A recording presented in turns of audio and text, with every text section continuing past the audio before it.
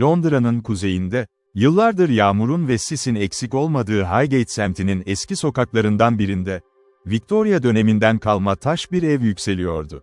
Dışarıdan bakıldığında diğer evlerden hiçbir farkı yokmuş gibi görünüyordu. Koyu renk tuğlalarla örülmüş duvarları, sarmaşıkların yıllar içinde ele geçirdiği pencereleri ve paslanmış demir kapısıyla sessizce ayakta duran bu yapı, mahallede yaşayanların çoğu tarafından yalnızca Ashcroft evi olarak biliniyordu. Ancak yaşlı komşular arasında fısıltıyla anlatılan başka bir adı daha vardı. Kimileri oraya sessiz ev diyordu. Çünkü rivayete göre bu evde yaşayan herkes zamanla konuşmayı azaltıyor. Geceleri ise içeriden gelen ayak seslerini duydukları halde evin kapısından kimsenin girip çıktığını gören olmuyordu. Yıllar içinde ev birkaç kez el değiştirmiş, fakat hiçbir sahibi uzun süre burada kalmamıştı. Sonunda yapı tamamen boş bırakılmış, pencereleri tahtalarla kapatılmış ve kaderine terk edilmişti. Arthur Whitmore, eski eşya koleksiyonculuğu yapan 38 yaşında bir tarih araştırmacısıydı. Çocukluğundan beri insanların önemsemediği nesnelerin geçmişini araştırmayı seviyordu. Eski saatler, savaş madalyaları, yıpranmış mektuplar, tozlu tablolar. Ona göre her eşyanın içinde görünmeyen bir hikaye saklıydı. Bu yüzden Londra Belediyesi'nin düzenlediği terk edilmiş mülk satışlarından neredeyse hiçbirini kaçırmazdı. O sabah da yağmurun ince ince yağdığı gri bir günde belediyenin ilan ettiği açık artırmaya katılmıştı. Çoğu kişi antika değeri yüksek mobilyalarla ilgilenirken Arthur'un dikkatini bodrumdan çıkarılmış, büyük, siyaha yakın renkte meşe bir sandık çekmişti. Üzerindeki pirinç köşeler tamamen kararmış. Kapağındaki oyma desenler neredeyse görünmez hale gelmişti. En ilginç yanı ise hiçbir etikette sandığın içeriğine dair tek bir bilginin bulunmamasıydı. Görevli yalnızca omuz silkmişti. Anahtarı kayıp, içini yıllardır kimse açamamış, demişti. Arthur, sandığın yanına eğildiğinde beklenmedik bir ayrıntı fark etti. Kapağın tam ortasına çok eski bir aile arması işlenmişti. Armanın altındaki Latince yazı neredeyse silinmiş olsa da birkaç kelime hala okunabiliyordu. Memoria nunquam moritur. Hafıza asla ölmez. Arthur açıklayamadığı bir hisle sandığa dokunduğu anda parmaklarının ucundan hafif bir ürperti geçti. Metal yüzey beklediğinden çok daha soğuktu. Sanki saatlerdir yağmur altında değil, buzun içinde beklemiş gibiydi. Çevrede duran birkaç görevli onun sandığa uzun süre baktığını görünce gülümsedi. İçlerinden yaşlı biri sessizce yaklaşıp, "Onu gerçekten almayı düşünüyorsanız iyi düşünün," dedi. Arthur merakla adama döndü. "Neden?" Yaşlı görevli kısa bir süre sessiz kaldı. "Ashcroft evinden çıkan her eşya sonunda bir şekilde geri dönüyor. Bunu saçma bulabilirsiniz ama 30 yıldır burada çalışıyorum. Bu sandık 4 kez satıldı. 4'ünde de birkaç hafta sonra yeniden depoya geldi. Sahipleri ya taşındı ya kayboldu ya da geri getirip hiçbir açıklama yapmadan bıraktılar." Arthur hafifçe gülümsedi. Bazen insanlar eski eşyaların bakımını yapmanın zor olduğunu fark eder. Görevli ise aynı ifadeyle başını salladı. "Belki de öyledir." Sandığı satın alan tek kişi Arthur oldu. Eve getirene kadar hava tamamen kararmıştı. Yağmur damlaları minibüsün camlarına ritmik biçimde vururken sandık arka bölümde tek başına duruyor. Her virajda çok hafif şekilde yer değiştiriyordu.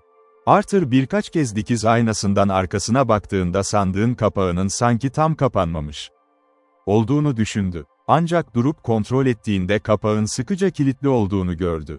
Bunu uzun yolun verdiği yorgunluğa bağladı. Eve vardığında sandığı çalışma odasına taşımak için büyük uğraş verdi.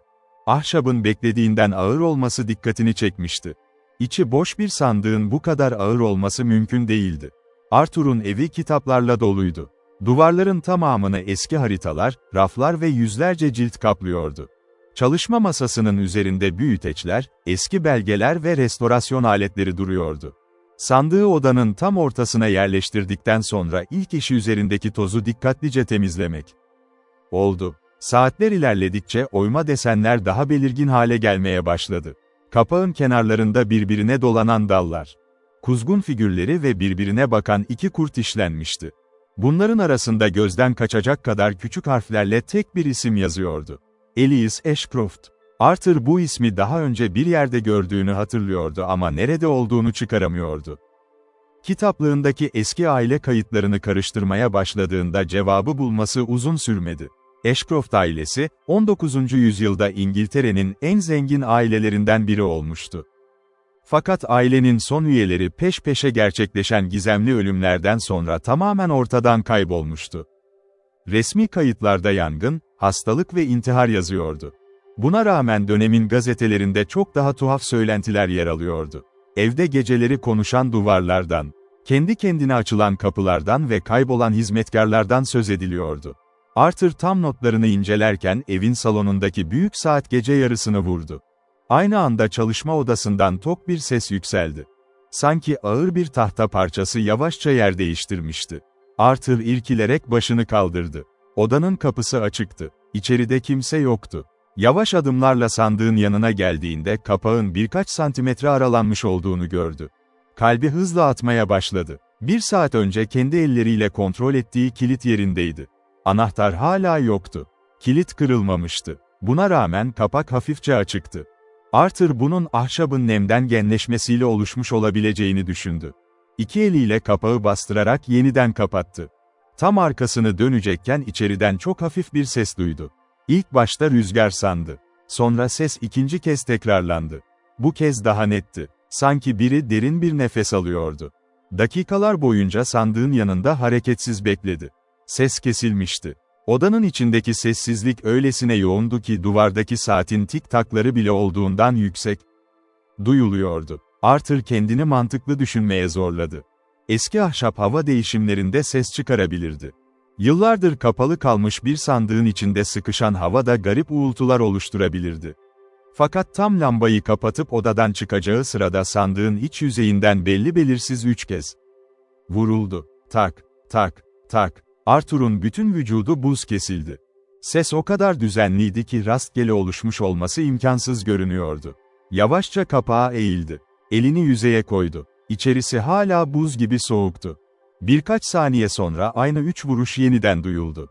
Tak, tak, tak. Arthur hızla geriye çekildi. El fenerini alıp kapağın kenarlarını inceledi. İçeride hayvan olabileceğini düşündü. Ancak sandığın hiçbir yerinde hava deliği yoktu. Üstelik yıllardır kapalı olduğu söylenmişti. Mantıkla açıklayamadığı bu durum karşısında ilk kez tereddüt etti. Telefonunu çıkarıp belediyedeki görevliyi aramayı düşündü ama gecenin bu saatinde kimsenin cevap vermeyeceğini biliyordu. Bunun yerine sandığın çevresine birkaç kamera yerleştirmeye karar verdi. Eski eser restorasyonlarında kullandığı hareket algılayıcılı kameraları odanın 4 köşesine yerleştirdi. Ardından ışıkları kapatıp üst kattaki yatak odasına çıktı. Fakat o gece ne kadar uğraşırsa uğraşsın uyuyamadı. Her yarım saatte bir aşağıdan geldiğini sandığı hafif sürüklenme sesleri duyuyor. Yatağından kalkıp merdiven boşluğuna kadar geliyor. Fakat çalışma odasına indiğinde her şeyin bıraktığı gibi durduğunu görüyordu. Sabaha karşı güneş bulutların arasından zayıf bir şekilde yükselirken Arthur ilk iş olarak kameraların kayıtlarını bilgisayarına aktardı. Saatlerce görüntüleri dikkatle izledi. İlk birkaç saatte hiçbir olağan dışı hareket yoktu. Fakat gece saat tam 3:17'de görüntü bir anlığına parazitlenmişti. Ekran birkaç saniye boyunca siyah beyaz çizgilerle dolmuş, ardından normale dönmüştü. Parazit biter bitmez sandığın kapağı kendiliğinden birkaç santimetre açılıyor. İçeriden yoğun bir karanlık yükseliyor ve kameraların tamamı aynı anda kayıt kesiyordu. Kayıt tam 2 dakika sonra yeniden başlıyor. Fakat sandık tekrar kapalı görünüyordu. Arthur görüntüyü defalarca izledi. En sonunda kareleri tek tek durdurarak incelemeye başladı. Parazitin hemen öncesindeki tek bir karede, sandığın kapağının arkasında duran silüeti fark etti. Uzun boylu, siyah paltolu bir adam kameraya sırtını dönmüş şekilde hareketsiz duruyordu. Oysa Arthur o saatte üst katta uyumaya çalışıyordu. Evde ondan başka hiç kimse yoktu. Arthur nefesini tuttu. Görüntüyü büyüttükçe ayrıntılar daha belirgin hale geliyordu. Adamın sağ elinde uzun saplı eski bir fener vardı. Sol eli ise sandığın kapağına dayanmıştı. En ürkütücü ayrıntı ise kameranın zaman damgasıydı. Silüet yalnızca tek kare boyunca görünmüş, bir sonraki karede tamamen yok olmuştu. Sanki hiçbir zaman orada bulunmamış gibiydi. Arthur tam bilgisayar ekranına biraz daha yaklaşırken arkasındaki çalışma odasından yine aynı ses yükseldi. Bu kez yalnızca 3 hafif vuruş değil. Yavaşça açılan ağır bir kapağın gıcırtısı duyuluyordu. Arthur başını çevirdiğinde, birkaç metre ötedeki eski sandığın kapağının bu kez sonuna kadar açılmış olduğunu gördü. Arthur Whitmore birkaç saniye boyunca olduğu yerde donup kaldı. Az önce bilgisayar ekranında gördüğü görüntü hala zihninde dönüp dururken, çalışma odasının tam ortasında duran eski meşe sandığın kapağı yavaşça sallanıyor. Odanın içine tarif edilmesi güç bir soğuk yayılıyordu. Yaz ortasında olmasına rağmen nefesi gözle görülür hale gelmişti. Dışarıdaki yağmur dinmiş, Highgate'in dar sokakları sessizliğe gömülmüştü. Evin içinde yalnızca duvardaki eski saatin düzenli tik-takları duyuluyor. Onların arasına da sandığın menteşelerinden gelen ince gıcırtılar karışıyordu. Arthur mantığını kaybetmemek için derin bir nefes aldı. Yıllardır eski yapıları, antikaları ve yüzlerce yıllık eşyaları incelemişti. Korku hikayelerine hiçbir zaman kolayca inanmamıştı. Fakat karşısındaki manzara açıklanabilecek gibi değildi. Birkaç saat önce tamamen kilitli olan sandık şimdi sonuna kadar açıktı ve içerisinden siyah bir boşluk dışında hiçbir şey görünmüyordu. El fenerini aldı, ışığı dikkatlice sandığın içine tuttu. Beklediği gibi eski kıyafetler, kitaplar ya da tahta parçaları yerine yalnızca karanlık gördü. Işık içeri giriyor gibi görünmüyor, birkaç santimetre sonra adeta emiliyordu. Arthur bunun göz yanılması olduğunu düşünerek biraz daha eğildi. Tam o sırada içeriden çok hafif bir fısıltı yükseldi. Kelimeler seçilemiyordu ama ses kesinlikle insana aitti. Kadın mıydı, erkek miydi anlamıyordu. Birkaç kişi aynı anda çok uzaktan konuşuyormuş gibi belirsiz bir uğultu vardı. Arthur istemsizce geri çekildi. Fakat merakı korkusundan ağır basıyordu. Elini dikkatlice sandığın kenarına koydu ve içeriği biraz daha incelemek için diz çöktü. O anda burnuna eski ahşap kokusunun arasına karışan farklı bir koku geldi. Nemli toprak, ıslak taş ve yıllardır açılmamış mezarların ağır kokusunu andıran keskin bir rutubet. Sandığın iç tabanında küçük, deri kaplı bir defter duruyordu. Arthur yemin edebilirdi ki birkaç dakika önce içerisi tamamen boştu. Defteri yavaşça aldı.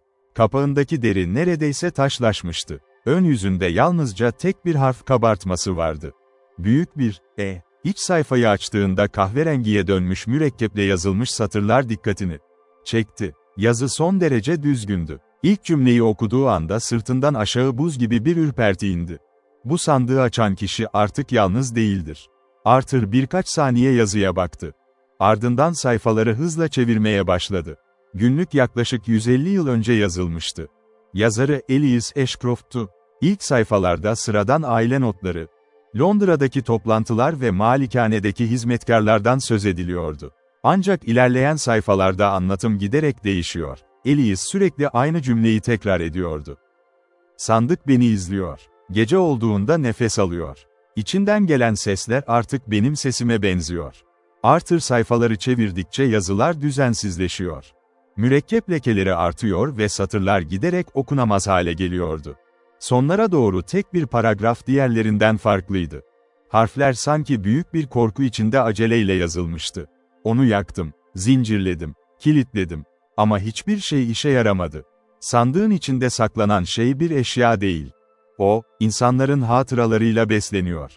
Her açıldığında yeni bir isim öğreniyor. Sonra o kişiyi beklemeye başlıyor. Arthur bu satırları birkaç kez okudu. Tam defteri kapatacağı sırada son sayfanın boş olmadığını fark etti. Sayfada yalnızca tek satır bulunuyordu. Fakat mürekkep diğerlerinden çok daha yeniydi. Sanki birkaç dakika önce yazılmış gibiydi. "Hoş geldin Arthur." Arthur'un kalbi hızla çarpmaya başladı. Defteri elinden düşürdü. Odanın içinde kimse yoktu. Pencereler içeriden kilitliydi. Kapı açıktı ve koridor tamamen boş görünüyordu. Titreyen elleriyle defteri yeniden aldı. İsmin gerçekten yazılı olduğundan emin olmak istiyordu. Fakat sayfaya baktığında yazı değişmişti. Artık orada yalnızca tek kelime duruyordu. Geç. Arthur gözlerini ovuşturdu. Tekrar baktığında kelime yeniden değişmişti. Bu kez sayfada hiçbir şey yoktu. Saatler ilerledikçe evin içindeki sessizlik ağırlaşmaya başladı. Arthur günlüğü masaya bırakıp internet üzerinden Ashcroft ailesine ait bütün kayıtları araştırmaya koyuldu. Dijital arşivlerde yalnızca birkaç gazete kupürü bulabildi. Haberlerden biri özellikle dikkatini çekti. 1884 yılında Ashcroft malikanesinin bodrumunda çalışan 3 işçinin ortadan kaybolduğu yazıyordu. Polis haftalar süren aramalara rağmen hiçbir iz bulamamıştı. Haberin sonunda yaşlı bir hizmetkarın ifadesi yer alıyordu. Efendi Elias son günlerde sürekli bodrumdaki sandıkla konuşuyordu. Gazeteci bu ifadeyi yaşlı kadının akıl sağlığının yerinde olmadığı gerekçesiyle ciddiye almamıştı. Arthur araştırmasını sürdürürken telefonu çaldı. Arayan belediyedeki yaşlı görevliydi. Arthur şaşkınlıkla telefonu açtı. Adam konuşmaya başlar başlamaz sesindeki endişe hissediliyordu. "Sandığı açtınız mı?" Arthur birkaç saniye sessiz kaldı. "Evet." Karşı tarafta uzun bir sessizlik oldu. Ardından yaşlı adam derin bir nefes aldı. "Onu hemen geri getirin." Arthur sinirli bir şekilde, "Neler olduğunu biliyorsanız bana açıklayın," dedi. Görevli alçak sesle konuştu. "Telefonla anlatamam. Eğer hala gündüzse bulunduğunuz yerden ayrılın ve doğruca belediye deposuna gelin. Geceyi o evde geçirmeyin." Arthur arabasına binmek için hazırlanırken elektriğin aniden kesildiğini fark etti. Evin tamamı karanlığa gömüldü. Aynı anda üst kattan yavaş adımlar duyuldu. Arthur olduğu yerde dondu. Evde yalnızdı. Buna rağmen eski ahşap merdivenlerden birinin üzerine ağır bir ağırlık biniyormuş gibi düzenli. Gıcırtılar yükseliyordu. Birinci basamak, sonra ikinci, sonra üçüncü. Adımlar giderek yaklaşıyordu. Arthur el fenerini açtı ve ışığı merdiven boşluğuna çevirdi. Kimse görünmüyordu. Fakat ses devam ediyordu. Sanki görünmeyen biri ağır ağır aşağı iniyordu. Merdivenlerden gelen ses tam koridora ulaştığında aniden durdu. Ev yeniden sessizleşmişti. Arthur birkaç saniye bekledi. Ardından cesaretini toplayıp çalışma odasına yöneldi. Odaya girer girmez donup kaldı. Masanın üzerinde bıraktığı deri günlük artık açık duruyordu. Sayfaların üzerine taze mürekkeple yeni satırlar eklenmişti. Arthur hayatında böyle bir şey görmemişti. Yazılar gözlerinin önünde oluşuyordu. Harfler görünmez bir el tarafından tek tek yazılıyor, cümleler tamamlandıkça mürekkep koyulaşıyordu. "Gitmeye çalışma." Arthur korkuyla birkaç adım geri çekildi. "O seni bulur." Yazı durdu. Ardından son cümle oluşmaya başladı. "Çünkü sandığı açtığın anda o artık evine değil, sana taşındı." Arthur tam arkasını döneceği sırada ensesinde sıcak bir nefes hissetti. Arkasında biri duruyordu. Yavaşça başını çevirdiğinde, bilgisayar kamerasının yalnızca tek kare yakalayabildiği o uzun siyah paltolu adamı ilk kez kendi gözleriyle gördü. Adamın yüzü tamamen gölgelerin içindeydi.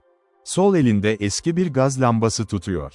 Sağ eliyle ise Arthur'un omzuna dokunmak üzere yavaşça uzanıyordu. Arthur Whitmore'un bütün kasları bir anda gerildi. Siyah paltolu adamın parmakları omzuna yalnızca birkaç santimetre uzaklıktaydı. Refleksle öne doğru atıldı, çalışma masasını devirdi ve nefes nefese kapıya yöneldi. Aynı anda odadaki hava yeniden ısındı. Gaz lambasının solgun ışığı söndü. Karanlık dağıldı ve arkasına baktığında odada hiç kimsenin bulunmadığını gördü. Sandık yine açık duruyordu. Günlük masanın üzerinde hareketsizdi. Birkaç saniye önce omzunda hissettiği sıcak nefes ise sanki hiç yaşanmamış gibiydi. Arthur iki eliyle başını tuttu. Gerçekle hayal arasındaki çizgi hızla silinmeye başlamıştı. Yıllardır mantığıyla hareket eden bir insan olarak gördüklerinin hiçbirini açıklayamıyordu. Fakat tek bildiği şey vardı. O evde kalmaya devam ederse cevabını bulamayacağı daha büyük olaylarla karşılaşacaktı. Arabasının anahtarını alıp dışarı çıktı. Sabah güneşi bulutların arasından görünmeye başlamıştı. Highgate sokaklarında insanlar günlük işlerine gidiyor, otobüsler duraklarda duruyor. Fırınlardan taze ekmek kokusu yükseliyordu.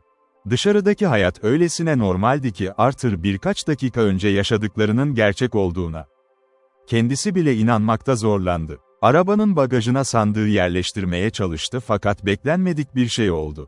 Dün tek başına büyük zorlukla taşıdığı sandık bu kez neredeyse hiç ağırlık hissettirmiyordu. Ahşap kutu sanki tamamen boşalmış gibiydi. Arthur bunu garip bulsa da vakit kaybetmeden belediye deposuna doğru yola çıktı. Depoya vardığında yaşlı görevli kapının önünde onu bekliyordu. Adının Harold Benson olduğunu o gün öğrendi. 70 yaşını geçmiş olmasına rağmen dimdik duran, yüzündeki derin çizgiler yılların yorgunluğunu taşıyan bir adamdı. Arthur'u görünce hemen bagaja baktı. Sandığın hala orada olduğunu görünce rahatlamış gibi derin bir nefes verdi. "İçeri getirmeyin," dedi. Arthur şaşkınlıkla kaşlarını kaldırdı. Neden? Harold çevresine bakındı. Çünkü burada kalmasını istemiyoruz. Arthur artık sabrını kaybetmeye başlamıştı. Lütfen bana açık açık anlatın. Bu sandık nedir? Harold birkaç saniye sustu. Sonra depo binasının arkasındaki küçük ofisine geçmelerini işaret etti. Eski ahşap masanın çekmecesinden sararmış bir dosya çıkardı. Dosyanın kapağında büyük harflerle yalnızca bir kelime yazıyordu. ASHCROFT. İçindeki belgeler onlarca yıl boyunca biriktirilmiş polis raporları, gazete kupürleri ve el yazısıyla tutulmuş notlardan oluşuyordu. Harold yavaşça konuşmaya başladı. Ben bu depoda çalışmaya başlamadan önce babam burada görevliydi. Ondan önce de dedem. Bizim ailemiz 3 kuşaktır bu sandığı takip ediyor. Çünkü her 30-40 yılda bir ortaya çıkıyor. Arthur dikkatle dinliyordu. Harold dosyadan eski bir fotoğraf çıkardı. Siyah beyaz karede 4 adam büyük bir sandığın yanında duruyordu. Arthur'un nefesi kesildi. Fotoğraftaki sandık kendi satın aldığı sandığın aynısıydı. Harold fotoğrafın arkasını çevirdi. Tarih 1891 yazıyordu. Bu adamların 3'ü fotoğraf çekildikten sonraki 2 hafta içinde kayboldu, dedi. Başka bir fotoğraf çıkardı. Bu kez tarih 1927 idi. Sandığın yanında duran yaşlı bir kadın gülümsüyordu. Bu kadın akıl hastanesine yatırıldı. Sürekli sandığın içinden oğlunun sesini duyduğunu söylüyordu. 3. fotoğrafta ise 1968 tarihli bir müzayede salonu görünüyordu. Sandığın yanında takım elbiseli genç bir adam vardı. Harold fotoğrafa uzun süre baktıktan sonra sessizce konuştu. Bu benim babam. Arthur başını kaldırdı. 3 gün sonra ortadan kayboldu. Odadaki sessizlik ağırlaştı. Harold dosyayı kapatıp pencereye yöneldi. Yıllarca onun kaçtığını düşündük. Ama annem ölmeden önce bana bir şey söyledi. Babam kaybolmadan önce her gece aynı cümleyi tekrar ediyormuş. Sandığın içinde biri beni bekliyor. Tek tırnak işareti. Arthur boğazını temizledi. Peki hiç kimse sandığı yok etmeyi denemedi mi? Harold acı bir gülümsemeyle başını salladı. Denendi. Yakıldı. Baltayla parçalandı. Nehre atıldı. Denizin ortasına bırakıldı. Hatta savaş sırasında bombalanan bir depoda tamamen küle döndüğü sanıldı. Ama yıllar sonra yeniden ortaya çıktı. Hep aynı haliyle. Arthur'un aklına günlükte okuduğu satırlar geldi. Elias Ashcroft'un, "Onu yaktım" diye yazmasının sebebi buydu. Harold masanın altından küçük kadife bir kese çıkardı. İçinden paslanmış eski bir anahtar aldı. Anahtarın sapında yine Ashcroft ailesinin arması bulunuyordu. Arthur şaşkınlıkla baktı. Sandığın anahtarı. Harold başını salladı. Evet, ama kapağı açmak için değil.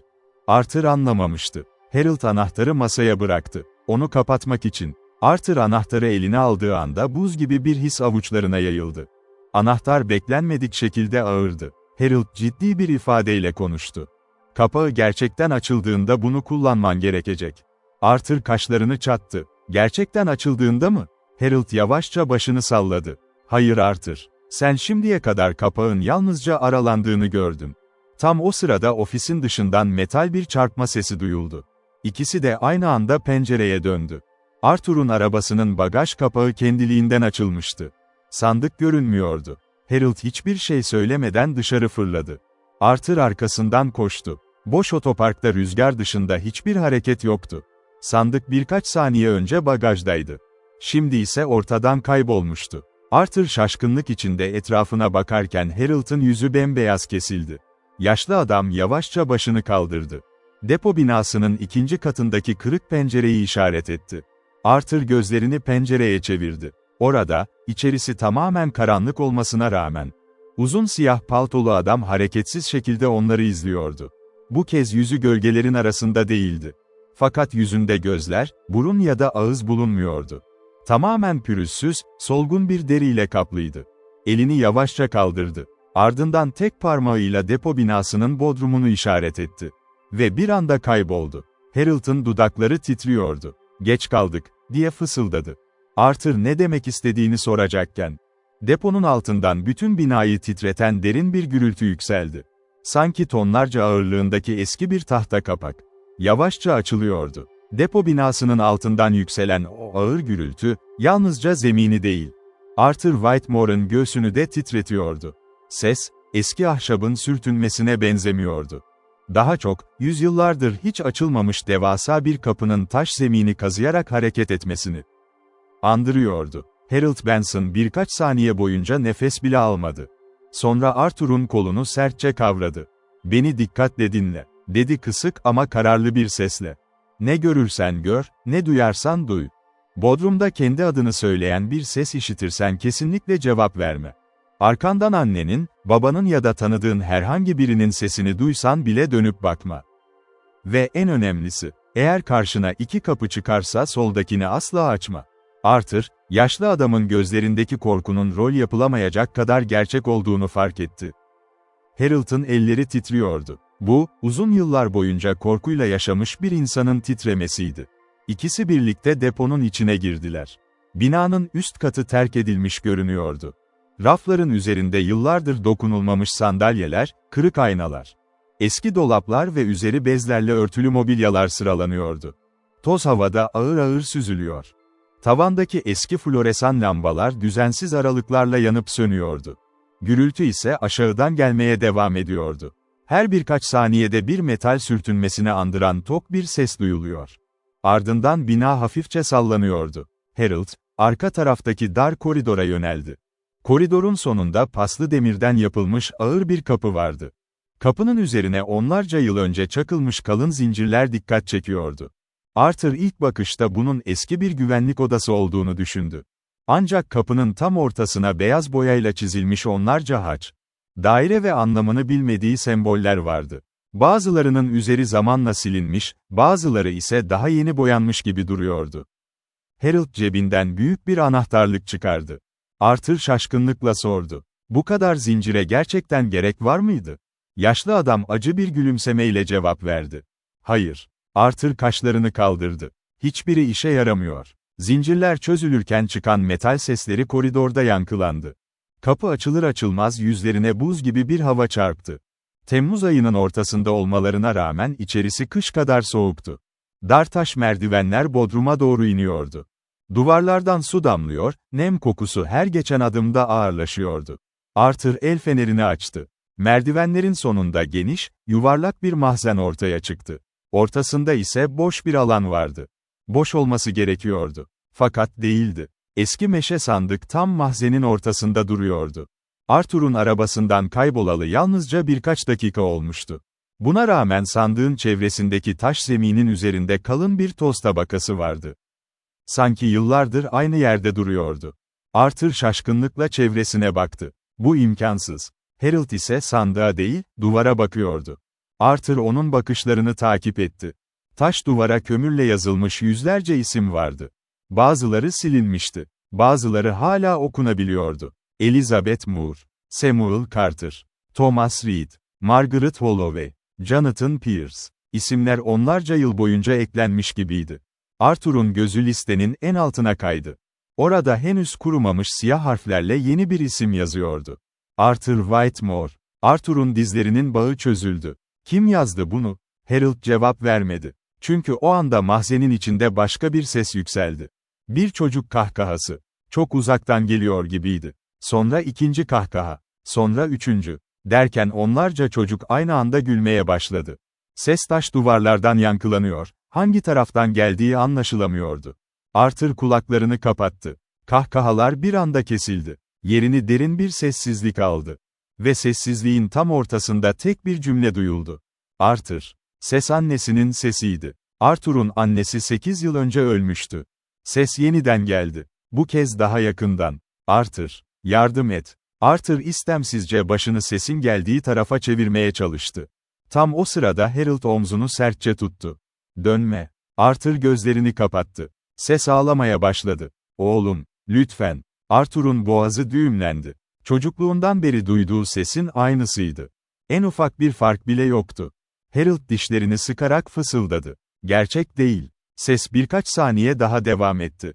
Sonra aniden değişti. Ağlayan kadın sesi boğuk bir erkek kahkahasına dönüştü. Ardından tamamen sustu. Mahzen yeniden sessizliğe gömüldü. Arthur gözlerini açtığında sandığın kapağının yavaş yavaş yükseldiğini gördü. Bu kez kendi kendine açılmıyordu. İçeriden biri kapağı kaldırıyordu. Kapağın aralığından önce uzun, solgun parmaklar göründü. Ardından siyah kumaştan yapılmış eski bir elbisenin kolu. Sonra ikinci el. İçerideki şey ağır ağır doğrulmaya başladı. Arthur nefesini tuttu. Harold cebinden paslı anahtarı çıkarıp iki eliyle kavradı. "Sakın gözlerinin içine bakma," diye fısıldadı. Sandığın içindeki varlık tamamen ayağa kalktı. Beklenenden çok uzundu. Başı tavana neredeyse değiyordu. Üzerinde 150 yıl öncesine ait siyah bir cenaze giysisi vardı. Yüzü Arthur'un kendi yüzüydü. Aynı gözler, aynı saç, aynı yara izi, aynı ifade. Tek fark, gülümsüyordu. Ve Arthur hayatında ilk kez, kendi yüzünün bu kadar korkutucu görünebileceğini anladı. Arthur, sandığın içinden çıkan varlığın yüzüne baktığı anda içgüdüsel olarak birkaç adım geri çekildi. Karşısındaki yaratık, onun kusursuz bir kopyasıydı. Yalnızca gözleri farklıydı. İnsan gözlerinde olması gereken canlılık yerine, derin ve hareketsiz bir karanlık taşıyorlardı. Dudaklarında beliren hafif gülümseme ise ne dostçaydı ne de tehditkar. Daha çok, yıllardır beklediği bir anın sonunda gerçekleşmiş olmasının verdiği huzuru yansıtıyordu. Mahzende tek bir ses duyulmuyordu. Harold Benson paslı anahtarı iki eliyle sıkıca kavramış, nefesini tutmuştu. Varlık yavaşça Arthur'a doğru bir adım attı. Fakat ayakları yere değmiyordu. Sanki taş zeminin birkaç santimetre üzerinde süzülerek ilerliyordu. Arthur cesaretini toplayıp konuştu. "Sen, kimsin?" Varlık birkaç saniye sessiz kaldı. Sonra konuştuğunda sesi Arthur'un kendi sesiydi. Aynı ton, aynı vurgu, aynı nefes alışları. "Ben sen değilim. Ama senin olabileceğin her şeyim." Arthur'un kafası daha da karıştı. Varlık devam etti. 150 yıl önce Elias Ashcroft da bana aynı soruyu sordu. Ondan önce babası. Ondan önce başka biri. İnsanlar sandığın içinde bir canavar aradılar. Oysa ben hiçbir zaman canavar olmadım. Ben yalnızca insanların sakladıkları taraf oldum. Harold yüksek sesle bağırdı. "Onu dinleme." Fakat varlık başını yaşlı adama bile çevirmedi. Gözlerini Arthur'dan ayırmadan konuşmasını sürdürdü. "Bu sandık bir hapishane değil. Bir ayna. İnsanların unutmak istediği korkular, pişmanlıklar ve suçlulukları burada şekil bulur. Her sahibi, kendi karanlığını benim yüzümde görür. Kimi kaçmayı seçer, kimi deliliğe sürüklenir, kimi ise beni yok etmeye çalışır. Ama kendinden kaçabilen hiç olmadı." Arthur'un zihninde son günlerde yaşadığı her olay peş peşe canlandı. Günlükte beliren yazılar, annesinin sesi, kameradaki silüet. Sandığın kendi kendine yer değiştirmesi. Hepsi korkutucuydu ama hepsinin ortak bir noktası vardı. Her biri Arthur'un en derin korkularına dokunmuştu. Annesini kaybetmenin acısı, yıllardır bastırdığı yalnızlık, geçmişte yaptığı hatalar. Varlık bunları biliyordu. "Benimle ne istiyorsun?" diye sordu Arthur. Varlık ilk kez gülümsedi. "Hiçbir şey." Arthur şaşkınlıkla baktı. "Sadece gerçeği kabul etmeni istiyorum."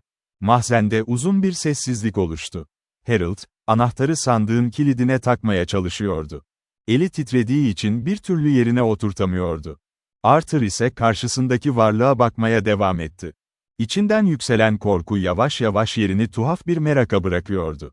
"Ya kabul edersem?" Varlık sakin bir sesle cevap verdi. "O zaman ben yok olurum." Harold olduğu yerde dondu. Arthur kaşlarını çattı. "Ya reddedersem? Ben yaşamaya devam ederim. Ama artık senin yerine." Bu sözler mahzende yankılandı. Arthur ilk kez gerçekten düşündü. Son birkaç gündür yaşadığı bütün dehşet, aslında onu tek bir noktaya getiriyordu. Kaçmaya çalıştıkça olaylar büyümüş, korktukça sandık güçlenmişti. Elias Ashcroft da yıllar önce aynı hatayı yapmış olmalıydı. O, sandığı yok etmeye çalışmıştı. Oysa sorun sandığın kendisi değildi. Arthur derin bir nefes aldı. Sonra yavaşça sandığa doğru yürüdü. Harold çaresizce bağırdı. "Yapma." Arthur onu duymuyormuş gibi ilerledi. Varlığın tam karşısında durdu. İkisi birbirlerinin gözlerinin içine baktılar. Arthur yavaşça konuştu. "Hayatım boyunca korkularımdan kaçtım. Annemi kaybettiğim günü unutmaya çalıştım. Başarısızlıklarımı görmezden geldim. Kendimi yalnızca güçlü tarafımla tanımladım. Ama sen, bunların hepsisin." Varlık sessizce başını salladı. Arthur elini uzattı. Varlık da aynı hareketi yaptı. İki el birbirine dokunduğu anda mahzen şiddetle sarsıldı. Taş duvarlarda çatlaklar oluştu. Sandığın içinden yükselen siyah sis hızla dağılmaya başladı. Mahzeni dolduran çocuk kahkahaları, fısıltılar ve ayak sesleri tek tek sustu. Harold gözlerini elleriyle kapattı. Göz kamaştırıcı beyaz bir ışık bütün bodrumu doldurdu. Işık kaybolduğunda Arthur tek başına ayakta duruyordu. Karşısındaki varlık gitmişti. Eski meşe sandık ise yavaşça çürümeye başladı. Ahşap parçaları birkaç saniye içinde toza dönüştü. Pirinç köşeler paslanarak dağıldı. 150 yıldır açılmayı bekleyen o gizemli sandık, sanki hiç var olmamış gibi zemine karıştı. Harold yavaşça ayağa kalktı. Hayatında ilk kez sandığın gerçekten yok olduğunu görüyordu. Gözleri doldu. "Demek çözüm," diye mırıldandı. Arthur cümleyi tamamladı. Nokta onu yok etmeye çalışmak değilmiş. Aradan 6 ay geçti. Arthur yeniden eski eşya araştırmalarına döndü. Fakat artık hiçbir antikaya yalnızca maddi değeri için bakmıyordu. Her eşyanın bir geçmiş taşıdığına inanıyor, insanların hikayelerini daha dikkatli dinliyordu.